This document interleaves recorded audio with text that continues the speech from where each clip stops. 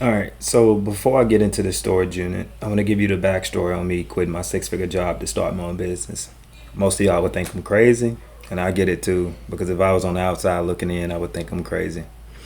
I'm big on purpose and output, and results, and being a director wasn't my purpose. It was a stepping stone to get me to where I'm at today. Output and results kind of go hand in hand, so I challenge you to do something for me. Go in tomorrow, give it 120%, and go in the day after that and give it 60%. If your output on the 60% day was acknowledged and not your 120% day, you're likely 3 60% days from being terminated and replaced. So, quitting, it took a lot of courage, it took a lot of planning, preparation, but most importantly, it took a lot of faith. It's a big risk, I know, but everything will work out as planned. A business needs a couple things to thrive in today's market, and I believe I've checked the boxes on most all of them. A great team. You can't do everything yourself, and you need more business-minded people around you that believes in not just your mission, you as a person, but also your vision. Um, a company needs a great leader, and I think I'm definitely that guy. I've led companies for the last 7 years that's pulling in 180 plus million in revenue year over year. I have a financial background. I understand P&L better than most. A great product or service. So if you look at 2023, returns exceeded 743 billion, and in 2024, it's forecasted to increase by 12%. A great business plan. Gain market share, looking into tapping into other markets, technology, strategic growth, and partnerships. Most important number. So I'm big on each week, what's my number I need to hit from a revenue standpoint, and then what's my number I need to hit from a profit standpoint. So I always do so Q4, Q1, Q3, Q2, and Q3. So Q4 2024, Q1, Q2, Q3 of 2025, I have forecasted budget, forecasted revenue, unit sales, growth plan, and then dollar sales growth plan. Okay, so enough of that. So let's actually get into the unit itself. So I purchased this unit for one reason and one reason only. I seen this fencing object in the back, and I figured it was a trailer. This guy right here, but I wasn't 100% sure on like the size. I knew it was a trailer, but not sure on the size. So I ended up guessing right, but it wasn't the size trailer I hoped for. I ended up walking away with a almost a $60 profit. It was $59 and like 62 cents. But I'll get into the P&L statement here shortly.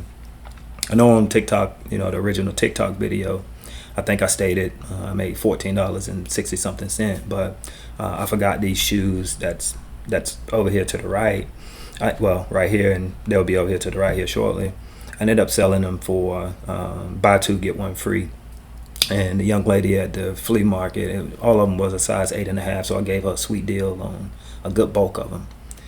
I always shoot to at least double my money, if not triple. And in this case, I only made 8% of my initial cost. So to me, this wasn't a good unit at all. And to be honest with you, and fully transparent, it was a waste of my time. And this unit was actually 320 with 3 minutes left, and it ended up getting to 550 or whatever it was. But it was 98% trash, and I think I could have picked a better unit, but I was out to get two units at the same location. This was the second unit.